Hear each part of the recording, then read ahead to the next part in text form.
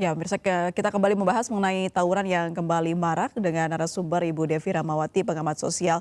Ibu Devi, kalau tadi kita membahas mengenai penyebab ya, seperti apa tawuran ini terjadi, ternyata karena keinginan dari remaja-remaja ini untuk menunjukkan jadi jati diri atau mencari perhatian begitu. Nah, kalau kita lihat dengan perkembangannya zaman dan Ibu Devi tadi sudah menjelaskan kalau tawuran ini sudah sejak lama begitu.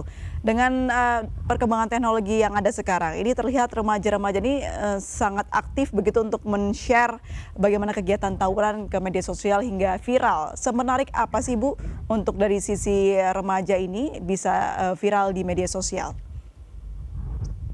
Ya, tentu saja viralitas yang ujungnya adalah orang ingin mendapatkan angka nyata. Berapa banyak sih orang yang kemudian menonton, yang kemudian itu bisa diterjemahkan sebagai simbol bahwa dia adalah remaja yang eksis. Ini menjadi penting karena sekarang ukuran eksis itu jadi lebih mudah dan lebih luas.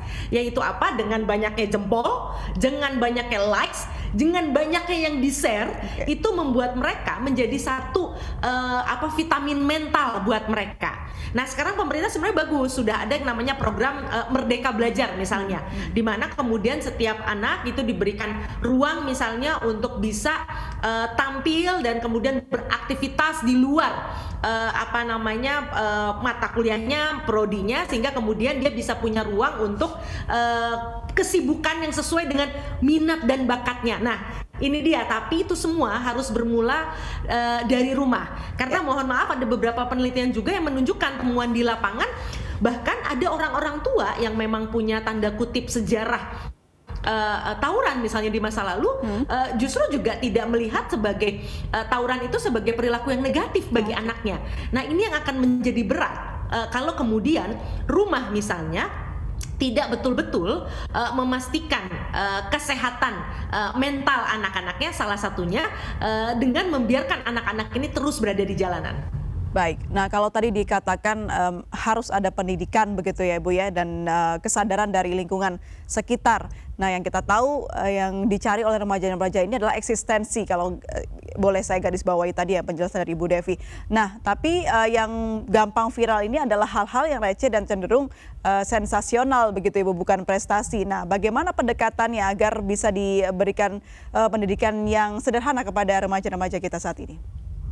Ya, memang perlu ilmunya. Jadi memang itu kan kesannya bahwa semua yang sensasi dan kontroversi cepat viral, ya, tapi tidak akan kekal dan bahkan bisa membuat siapapun pelakunya terjerat hukuman. Nah, ini yang perlu disosialisasikan, dan sekarang pemerintah juga lagi giat betul gitu ya, karena lagi pandemi. Jadi sosialisasi ini biasanya dilakukan bentuknya online.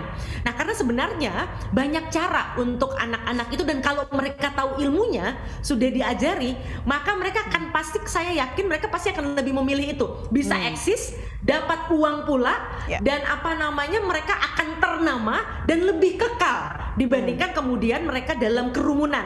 Karena kalau dalam kerumunan kan sebenarnya mereka tidak betul-betul eksis secara individu, gitu ya. Pasti yang terkenal adalah gengnya, lalu kemudian mereka bisa berpeluang dikejar-kejar aparat, apalagi kalau kemudian ada yang meninggal dunia seperti ini, gitu ya. Nah, ini yang tinggal masalah kalau mereka dikasih tahu caranya, gitu ya, lalu ditunjukkan bahwa ini memang bisa berhasil. Saya sangat optimis mereka pasti akan memilih untuk melakukan itu, karena toh anak-anak ini sebenarnya sangat kreatif. Karena coba lihat, ketika mereka turun ke jalan, misalnya ada beberapa senjata yang mereka buat sendiri. Artinya sebenarnya kan mereka punya keterampilan yang kalau kemudian itu diarahkan gitu ya untuk menjadi konten kreator yang positif dan produktif, malah justru ini akan baik bukan hanya untuk mereka tapi juga untuk masyarakat dan bahkan bangsa. Baik, masa-masa remaja memang masa-masa yang cukup sulit ya untuk bisa diberitahu begitu untuk dari orang lain dan menerima masukan begitu Bu Devi. Nah, apakah remaja-remaja yang sudah terlanjur lama melakukan kegiatan seperti tawuran seperti ini akan lebih susah untuk diberikan edukasinya dibandingkan remaja yang belum sama sekali mengenal hal-hal seperti ini? Sebenarnya tidak, cuman kadang-kadang justru menurut hemat saya kita sebagai orang tua yang justru mengambil jarak. Karena dengan apa? kita melabel mereka sebagai anak nakal. Oke. Dan kita memvonis mereka bahwa mereka tidak mungkin bisa dirubah. Itu satu hal yang membuat akhirnya anak-anak ini terus tenggelam dalam pusaran kegelapan tadi. Sudah semestinya justru kita sebagai orang dewasa yang harus berani duluan mengambil langkah untuk merangkul mereka. Karena sebenarnya kalau mereka dihadapi satu persatu tidak dalam bentuk kerumunan, banyak kok di antara mereka yang sebenarnya juga kalau ditanya ya nggak mau melakukan itu.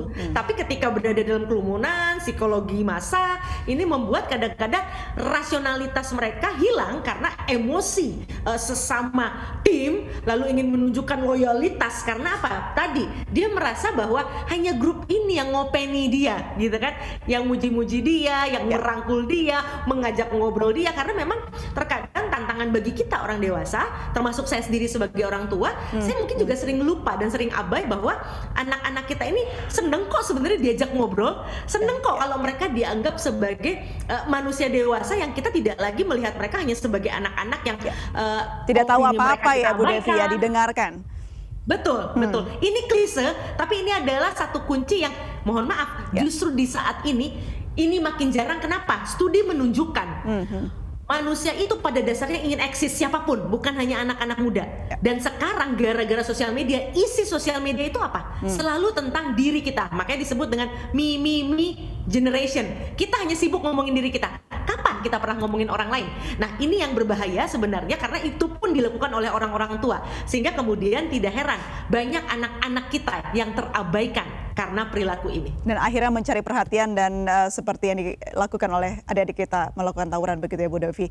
Nah, kalau tadi Ibu Devi menjelaskan mengenai labeling, ini menarik sekali karena yang tadi disebutkan sebenarnya anak-anak ini mempunyai kreativitas untuk melakukan hal-hal seperti membuat senjata sendiri begitu. Nah, labeling yang sudah dicapkan begitu ke mereka dan akhirnya penindakan yang salah seperti mereka akhirnya dihukum begitu Bu. Nah, ini kan membuat cap sendiri terhadap mereka dan akhirnya tidak bisa berkreativitas karena tidak ada yang mau mendengarkan dan juga memberi ruang kepada mereka. Seperti apa penindakan yang baik dan benar menurut Anda? Ya, kayak sekarang ini kan misalnya aparat kepolisian gitu ya, ini lagi ada operasi zebra gitu misalnya. Dan kata-katanya kan jelas disampaikan bahwa bukan kemudian untuk menghukum tapi mengedukasi. Nah, ini sebuah angin segar. Artinya kita perlu paham, anak-anaknya kan baru berapa? Baru ada yang hidup 10 tahun. Ya. Karena tawuran ada yang dari kecil sampai umur 18 tahun atau 20 tahun. 10 tahun, 18 tahun, 20 tahun hidup belum cukup sebenarnya untuk modal mengetahui bagaimana mengelola mental, mengelola hubungan, dan mengelola fenomena yang mereka hadapi sekarang seperti pandemi. Oleh karenanya kalau semangat semua aparat seperti yang dilakukan sekarang oleh kepolisian misalnya, termasuk saya sendiri sebagai orang tua, ketika melihat kesalahan anak bukan kemudian ingin segera menghakimi mereka dengan vonis yang tanda kutip cukup keras, tapi mungkin diajak bicara dulu dan itu memang pasti butuh proses karena setiap anak kan punya karakternya masing-masing ya. Nah ini saya optimis pelan-pelan ini bisa diurai lah persoalan tawuran ini. Baik, terima kasih banyak Bu Devi. Semoga ini mencerahkan ya untuk para orang tua mungkin yang bertugas memandu atau mengawasi anak-anaknya yang sudah terlanjur masuk ke dunia tawuran. Dan ini bisa dirubah ya Ibu ya, harus dari orang tua dulu yang menjudge anak ini bukan nakal tapi bisa diarahkan. Terima kasih banyak Bu Devi, sehat selalu, selamat sore. Pemirsa, kami akan segera kembali usai jeda berikut, tetaplah di MNC News.